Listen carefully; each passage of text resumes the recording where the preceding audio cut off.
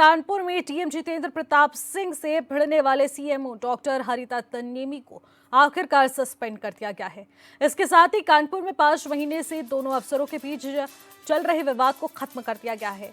अब ये high profile मामला सिर्फ टीएम और सीएमओ के बीच का विवाद बिल्कुल नहीं बचा है। अब इसमें कानपुर बीजेपी ने भी दो फाड़ नजर आ रहे हैं।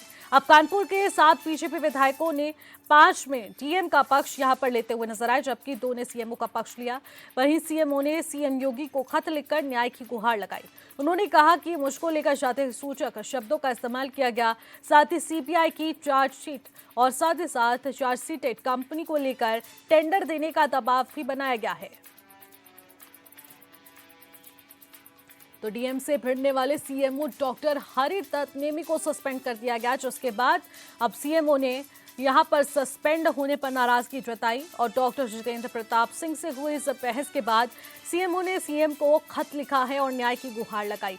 उन्होंने कहा कि जाति सूचक शब्दों का इस्तेमाल मुझसे किया गया और ऐसे में मुझको ही यहां पर इस तरीके से सस्पेंड करने की कार्रवाई की गई है, लेकिन इस प्रकार से ये सब बर्दाश्त के बाहर हो जाती हैं चीज़ें। इसको लेकर आखिरकार न्याय की गुहार लगाते हुए सीएमओ ने सीएम को ये खत न्याय का लिखा है और ऐसे में डीएम से भिड़ने वाले सीएमओ डॉक्टर हरिदत्त नेमी को फिलहाल सस्पेंड करने की कार्रवाई की गई है, जिसका विरोध करते हुए उन्होंने मुख्यमंत्री को ज्ञापन सौंपा है। न्याय की गुहार की मांग की जा रही है। ऐसे में मामले को लेकर सियासी बाजार भी पूरी तरह से गर्मा चुका है। खराब स्वास्थ्य व्यवस्था को लेकर ये विवाद छिड़ रहा था और डीएम और सीएमओ में यहाँ पर पूरी तरीके से विवाद देखने को मिला। मामले में सीएमओ ने सीएम योगी को भी खत लिख दिया है। न्याय की गुहार यहाँ पर बार बार लगाई जा रही है। न्याय की गुहार लगाते हुए यही मांग जारी है कि मुझे न्याय मिले। डीएम से भिड़ने वाले सीएमओ डॉक्टर हरिदत्त नेमी फिलहाल सस्पेंड हो चुके हैं, जिससे वो काफ़ी ज़्यादा नाराज है। 5 महीने से दोनों अफसरों के बीच ये विवाद चल रहा था और विवाद पूरी तरह से राजनीतिक रूप भी ले चुका था। मामले में अब सियासी बाजार भी गर्म हो चुका है। अब ऐसे में बीजेपी नेताओं की भी एंट्री हो चुकी, जो कि डीएम का पक्ष भी ले रहे हैं तो कुछ सीएमओ का पक्ष ले रहे हैं। लेकिन विवाद आखिरकार किस मोड़ पर आ चुका है कि यहाँ पर सस्पेंशन की कार्रवाई की गई है सीएमओ के, लेकिन डीएम आखिरकार इस पूरे मामले को लेकर क्या कुछ कह रहे हैं, क्योंकि विवाद 5 महीने से जारी है और इस 5 महीने के विवाद ने पूरी तरह से सियासी बाजार को गर्म कर दिया, क्योंकि इसमें अब सियासत के जानकार भी दखल देने में दिलचस्पी लगते हुए नजर आ रहे हैं 5 महीने से, क्योंकि दोनों अफसरों के बीच गहमा गमी का माहौल जारी था और इस प्रकार से विवाद लगातार बढ़ता ही जा रहा था। और इस बीच ये मामला सामने आता है कि खराब स्वास्थ्य व्यवस्था को लेकर जो विवाद 5 महीने पहले छिड़ा था, उस विवाद को समाप्त करते हुए सीएमओ के खिलाफ कार्रवाई की गई। सस्पेंशन की बड़ी कार्रवाई की गई है, जिसका विरोध करते हुए सीएमओ ने एक पत्र लिखा है। न्याय की गुहार लगाई जा रही है उसके माध्यम से और कहा जा रहा है कि इतना बड़ा खामियाजा मुझे नहीं भुगतना था। मेरे साथ जाति सूचक शब्दों का इस्तेमाल किया गया था, जिसका मैं विरोध कर रहा था और ऐसे में मुझ पर इस तरीके की कार्रवाई बिल्कुल भी सही नहीं है, जिसको लेकर सीएमओ ने सीएम को खत लिखकर न्याय की गुहार लगाई है। जाति सूचक शब्दों का इस्तेमाल किया गया, सीएमओ ने यह बड़ा आरोप लगाया है। तो मामले में सीएमओ ने सीएम योगी को खत लिखकर न्याय की गुहार लगाई है।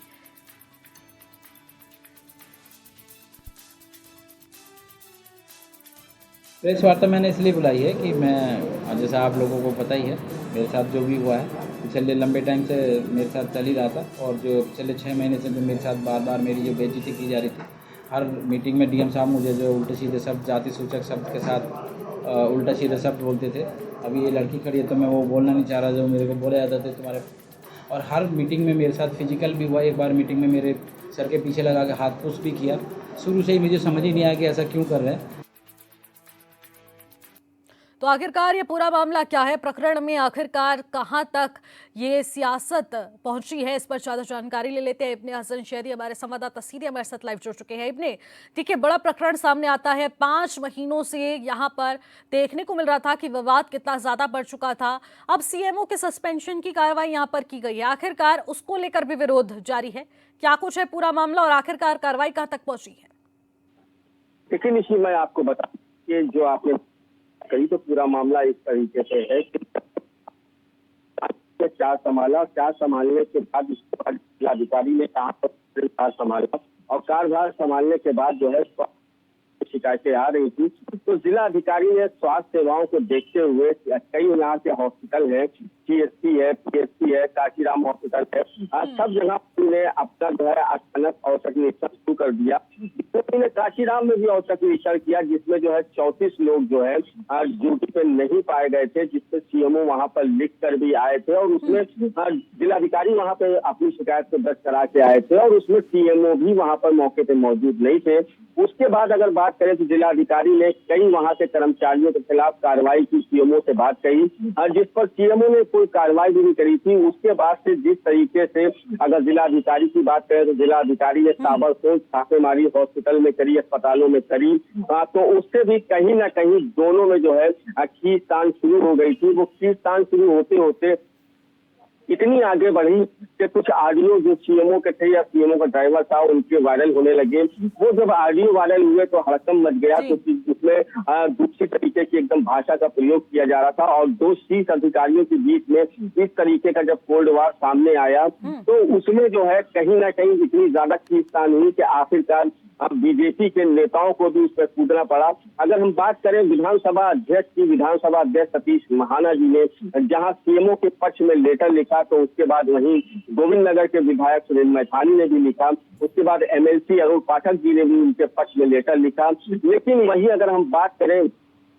और विधायकों की, तो उसमें बीजेपी के ही और जो विधायक थे, वो चाहे बिठूर के विधायक सांगा हो, चाहे महेश त्रिवेदी हो, उन्हीं ने जिलाधिकारी के पक्ष में लेटर लिखा सीधे मुख्यमंत्री जी को। और ये कयास चली रहे थे और इन लोगों में दोनों में ही खींचतान चली रही थी कि आखिरकार जो है एक आदेश आता है, उस आदेश के तहत जो है यहाँ के जो कानपुर के CMO थे हरिदत्त नेमी, उनको सस्पेंड कर दिया जाता है। श्रीवास्तव के जो CM है और जो श्रीवास्तव के जो वहाँ पे CMO थे उनको कानपुर में नियुक्त किया जाता है।